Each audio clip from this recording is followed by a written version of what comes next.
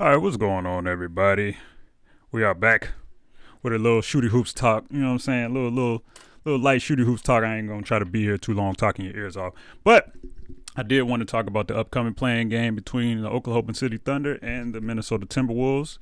Particularly, some things I think might not be so good for the Timberwolves going into this game. Um, the one thing that I really want to talk about is a stylistic kind of disadvantage that the Wolves have had all season. I know a lot of people like they looked at the schedule at the end of the season and were pointing at like the losses against the Spurs and the Pistons and things like that, and just said if they just played they played down to their competition instead of like getting these people out the gym like they should have because they're bad teams and all this other stuff. And I watched all of those games, and while that was true to a certain extent, the main issue in a great majority of those games is that the Timberwolves just stylistically couldn't play with those teams that are relatively young and just kind of play a little freer and just get out and run and things like that. Like in the Spurs games in particular, the two big Cat and Rudy situation was kind of a problem. They were getting ran out the gym in transition, and like a team like the Spurs, I think they're last in transition in the entire league, but like they had guys like Sohan out there just running circles around their front court. And I think it's been a problem all season, particularly with Rudy on the court. You see the game plan for teams that really gave them problems was to get out and run and just kind of just run the ball down their throats and just figure it out from there. And as we know, the Minnesota Timberwolves turn the ball over a whole lot.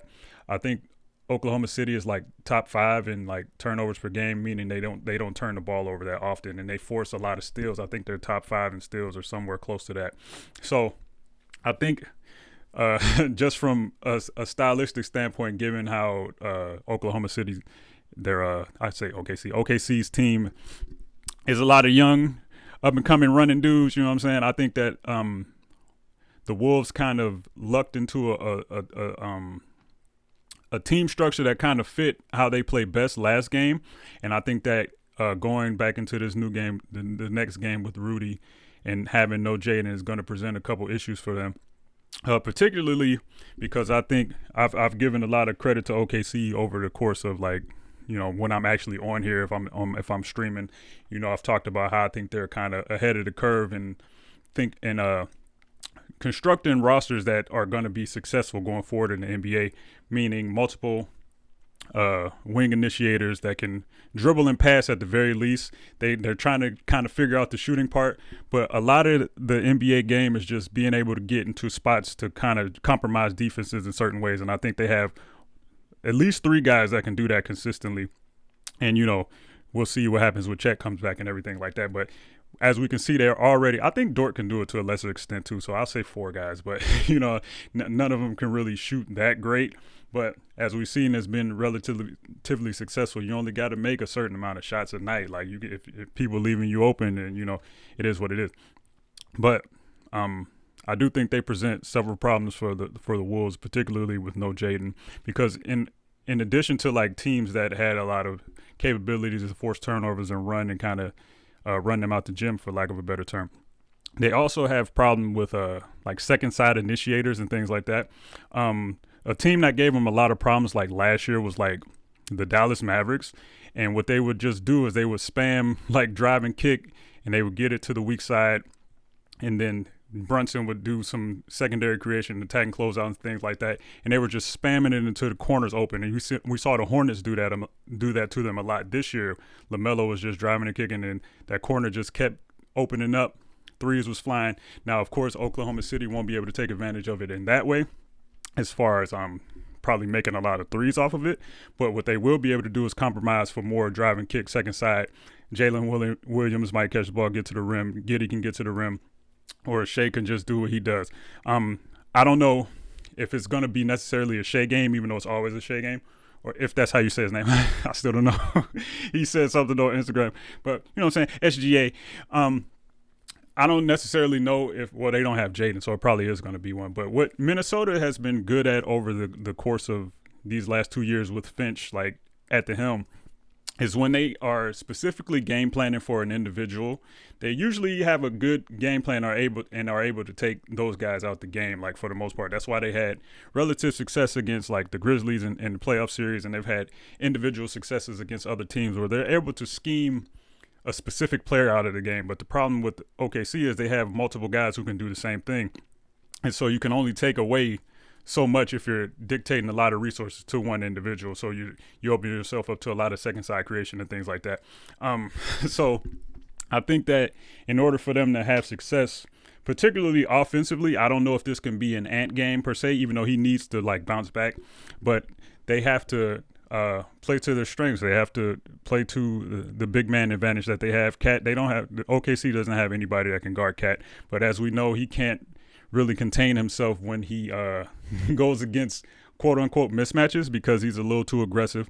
And he kind of spoke to that where he said that in the post game from last game where he was talking about he didn't want to get fouls by like people flopping and stuff because he's got smaller defenders on him and he doesn't want to be overly aggressive. So we're going to definitely see OKC try to take advantage of that, and they're kind of well suited to do that because they have a lot of similarly sized guys that can kind of send them at Cat and Wave. So we'll have to see how he manages that. But I do think that he can impose his will if he like plays smartly. Like a lot of Cat's problem is he's just a little too handsy in these kind of situations. He's hooking people, he's pushing off people, high elbows, and then it's a lot of histrionics with it as well, which makes it even more obvious what he's doing. He's not very subtle in the things he does. Generational offensive talent. Anybody that slanders Cat is not getting no love from me over here as far as like his basketball talent. Now, his basketball decision making from time to time, I guess it is what it is at this point. He's pushing 30 at this point. He's probably never gonna like be able to tone it down in that way. But you know what I'm saying? I'm ready to see second option Cat, you know what I'm saying, somewhere else if this doesn't work out, you know what I'm saying? Really show what he has, you know what I'm saying, with a more seasoned leader perhaps, you know what I'm saying? But we not here right now for that.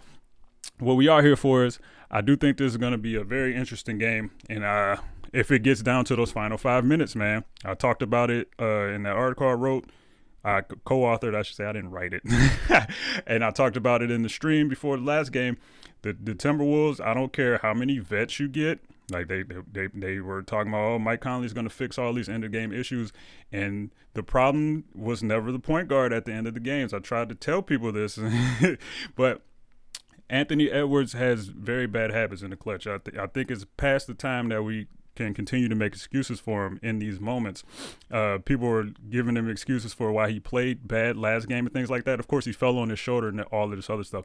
But if you've been watching Anthony Edwards for the past 2.5 years, the things that he struggled with in the last game are things that he struggled with his entire career. There's ways you can stop Anthony Edwards. The only thing that happens is when his jumper is falling at a rate where he becomes unstoppable, but then it becomes a thing. Anthony Edwards, although he's like unstoppable getting to the rim and stuff, his game is dictated by how good his jumper is on a night-to-night basis, right? If he's not hitting his shots, he's still not consistent in the way he goes about getting to the rim and the type of shots he takes there. That left hand is still a problem, even though it's better than most people's left hands. He's still very careless with the ball when he's going left. You can take it from him if he gets to that second dribble, and if you're either a gap help defender or you can like get behind him and like in a screening situation, that ball is there for the taking all the time. And these things are magnified in the clutch. His shot selection has never been the greatest, and his ball handling has never been the greatest, and he's not a great off the dribble passer. So if he's going to be your main guy going forward, like you're just going to have these issues in the clutch until one, he figures out these things on his own, or you give him somebody that is more like, you can't be like a point guard kind of guy, because you can't be a Mike Conley type in those senses, because what you need from what teams are looking for in those situations are people who can collapse defense and things like that.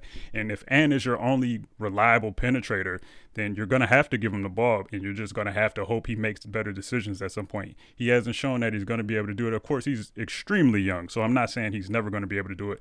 But the things that happen in the final minutes of games are things that are issues with his game overall. And if he doesn't change like his skill set in certain respects as a basketball player, then these issues might just continue to keep cropping up. I saw somebody posted like he had like a 48.6% like effective field goal in the clutch. I'm like, that's not it's not great. Like you can post it, it's like, oh, he's getting better. He's making more shots, but his decision making is still leaves a lot to be desired. And then we saw that Mike Conley had some turnovers in the clutch. Kyle Anderson had some turnovers in the clutch. Cat is always volatile no matter what the situation is. He can't get a bucket in those situations, but he will throw the ball across the gym. He did have a good game throwing those overhead hook passes that sometimes aren't on target. I thought he had a really good game last game, and I hope to see more of that this game. Another thing that we have to worry about is that the Timberwolves just stink at home. I don't know. I don't know why, particularly offensively, even though the numbers are relatively similar. They're just not I don't know what it is about the Target Center there. I don't know if the sight lines are bad in there or what it is, but they just don't play as well at home. And that's not something you want to have going into a home playing game for all the marbles. You know what I mean? But I think this game will be more about what OKC can do from a shooting standpoint. If they have relatively decent shooting, I think the Wolves are going to have a lot of trouble stopping them. But on the other end, the Wolves have to limit their mistakes, which is always a tall task. I think the function of their offense and the structure of their offense kind of hampers them in some ways because it requires a lot of passing, and they just don't have decision makers who can consistently make those decisions and execute the decisions that they need to make, like on a play-to-play basis. So there's still probably going to be some situations where the ball is loose and stuff like that, and they have to get it together. They got to tighten up. I haven't really talked about Rudy. When Rudy's locked in, particularly in the last 5 minutes of a game, he's probably one of their best players, like in those moments, just because if he's an active deterrent at the rim and things like that, then he'll be useful. But he can't do the things that he's been doing all season. Well, for most of at the beginning of the season, then towards the middle of the season, I guess he started feeling a little healthier because he's played a lot of basketball. So I don't want to discredit that. But like he's just letting guys get into the 10 to 15 foot area and they're just shooting over him. And there's just nothing that he's really doing about it. He's not even putting his hands up. And they said that's what him and Kyle kind of got into it about. I don't know if that's true or not. But that version of Rudy can't show up, particularly with multiple initiators that can dribble and pass on this team and can get into the paint for little flip shots and stuff like that. Giddey has a lot of success getting into those areas and kind of throwing the ball at the rim and, you know what I'm saying, making it happen. So they have to be locked in that 10 to 15 foot area. They have to be a little crisper on their second side rotations when the driving kick does come. And hopefully the loss of Jaden isn't that, it's going to be monumental regardless, but hopefully they can either deploy Ant in those kind of scenarios, and he's just going to have to step up and be a better defender, particularly if his offensive game is still the way it is right now.